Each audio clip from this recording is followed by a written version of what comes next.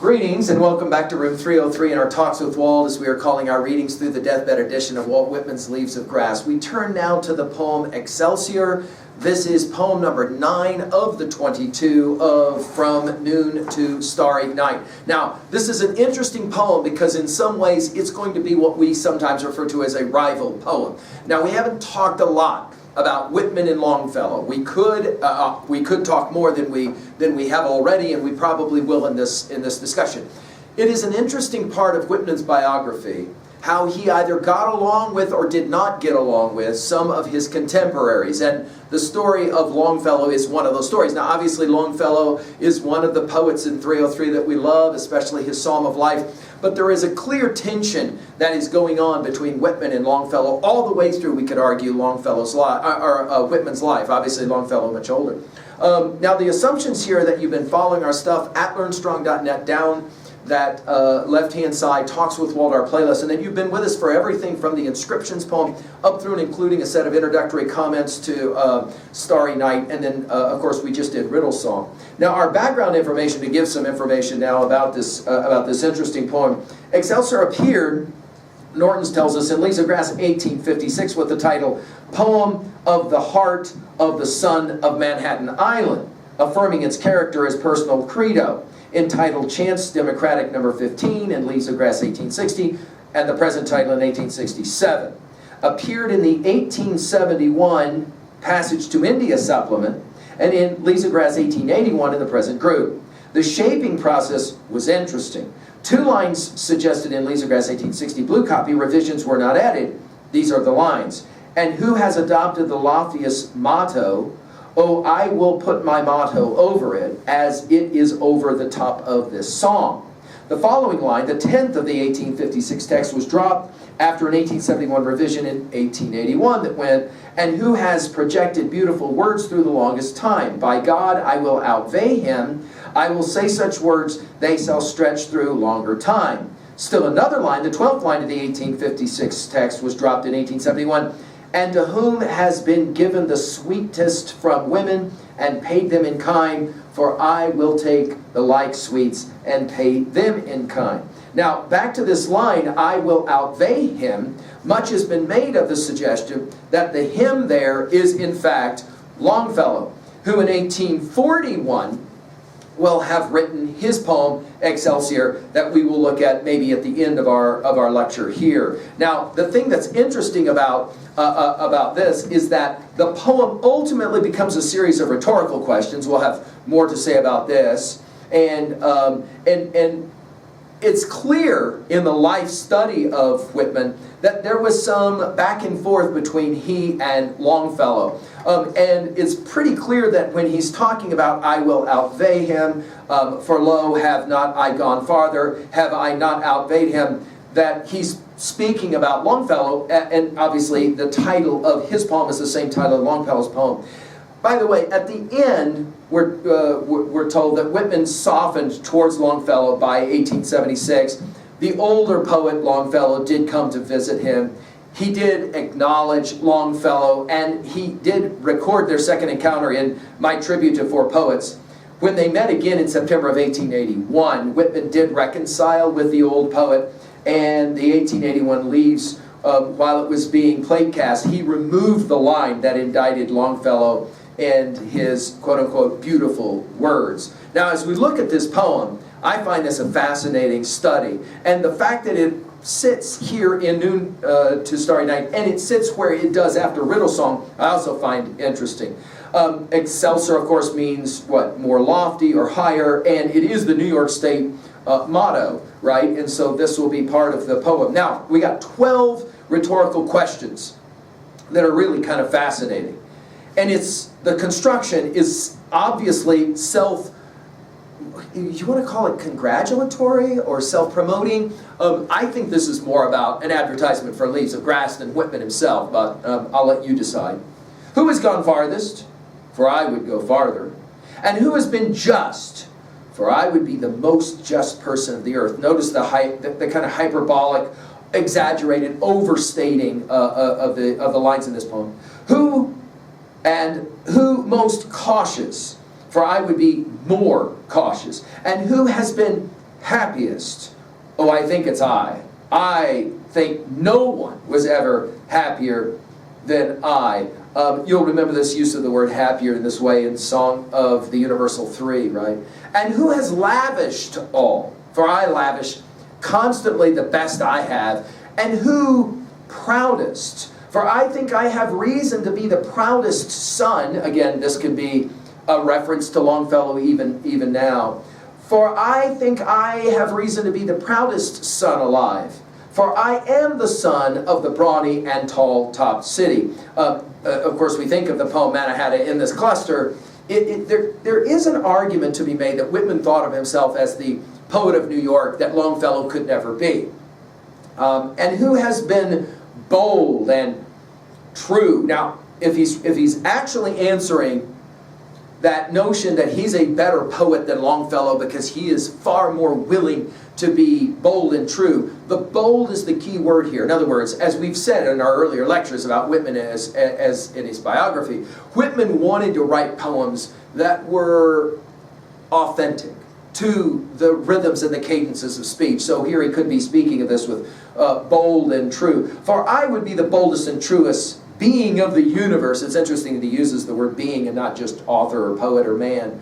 And who benevolent, you'll remember this from Song of Occupations 1, that use of that word. For I would show more benevolence than all the rest. Now that's interesting given that he does seem to be kind of congratulating himself, and yet here he's going to say, I am very benevolent. And we know that in his own biography, Whitman ultimately did reconcile with Longfellow.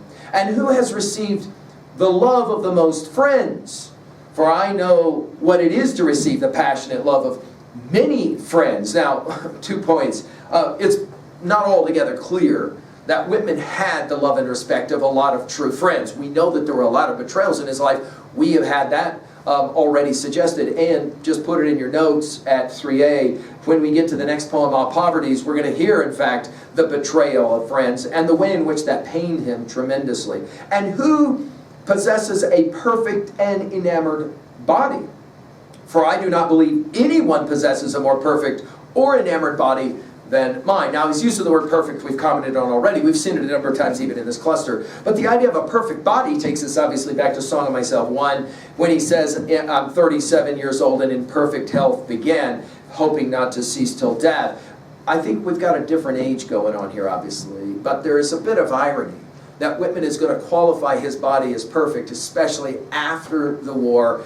The wound dresser, of course, the nurse, that would destroy so much of his health. And who thinks the amplest thoughts? You'll remember the use of amplest from Song of Myself 41. For I would surround those thoughts. In other words, there does seem to be an argument that he wants to say his poetry is more profound than any other contemporary. Obviously, Longfellow comes to mind. And who has made hymns fit for the earth? Now, this may be the most direct referencing to Longfellow. And who has made hymns fit for the earth? For I am mad with devouring ecstasy to make joyous hymns for the whole earth. Now, this idea of I am mad takes us back to Song of Myself 2. That's the only other use of this phrase, I am mad. Devouring ecstasy will take us back, of course, to passage to India 8, right? That is to say, ecstasy, the waves of ecstasy to sail. This idea of joyous hymns will obviously take us back to even poems in this cluster specifically that have to do with the idea of joy and happiness. And then notice that he will say it's for the whole earth. His poetry is for the whole earth. And I think if there is an argument that Whitman would want to make in his comparison to Longfellow, it would be that Longfellow is an American poet. I am an American poet for the world, for the whole earth. Which takes us now to 2a. Well, I think his argument is that the bold artist, the bold poet, will always try to include everything. To reconcile extremes is what we said about this cluster from noon to starry night, and I think that's what's going on here. I love it to be all these rhetorical questions, and the way that he answers those rhetorical questions with self-affirmation. At 3a, well, since we've mentioned it, this is Longfellow's Excelsior. This is the poem that he will have published in 1841. Again, just to remind, this poem was 18 56. So definitely Whitman knew this poem. I would ask you, and we have not really done this other than I think our set of introductory comments when we quoted a few lines from Longfellow's Psalm of Life. Tell me not in mournful numbers, life is but an empty dream, for the soul is dead that slumbers, and things are not what they seem. You could make the argument that every major idea of Psalm of Life is repeated somewhere in Leaves of Grass, and that Longfellow's poem was very influential in the way in which Whitman saw his project. There's no question about that. However, I'll ask you this question, you kind of play it out with me. To what degree is this poem different from about anything that we've read in Leaves of Grass? You get to decide. Excelsior. The shades of night were falling fast, as though an alpine village passed. A youth who bore mid snow and ice a banner with the strange device Excelsior. His brow was sad, his eye beneath flashed like a flashing from its sheath, and like a silver clarion rung the accents of that unknown tongue, Excelsior. In happy homes he saw the light of household fires gleam warm and bright. Above the spectral glacier shone, and from his lips escaped a groan, Excelsior. Try not the past, the old man said. Dark lowers the tempest overhead. The roaring torrent is deep and wide. And loud that clarion voice replied, Excelsior. Oh, stay, the maiden said, and rest thy weary head upon this breast. A tear stood in his bright blue eye, but still he answered with a sigh, Excelsior. Beware the pine tree's withered branch, beware the awful avalanche. This was the peasant's last good night. A voice replied far up the height, Excelsior. At break of day, as heavenward the pious monks of St. Bernard uttered the oft-repeated prayer, a voice cried through the startled air, Excelsior.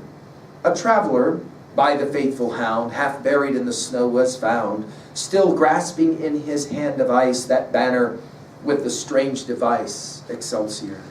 There in the twilight, cold and gray, lifeless but beautiful he lay.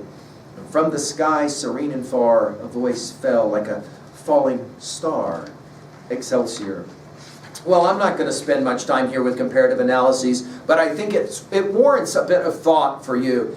How does what we just read really kind of differ from most of what you're reading in Leaves of Grass? Certainly Whitman would be pleased at this point in our talks with Walt if you could give a few kind of obvious answers, stylistic answers, compositional answers, and the like. Finally, at 3B, I think this is an interesting question. Do you find this poem of Whitman's, Excelsior, arrogance, or do you just find it as kind of healthy confidence?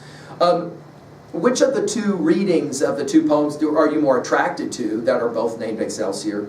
And what do you think of yourself?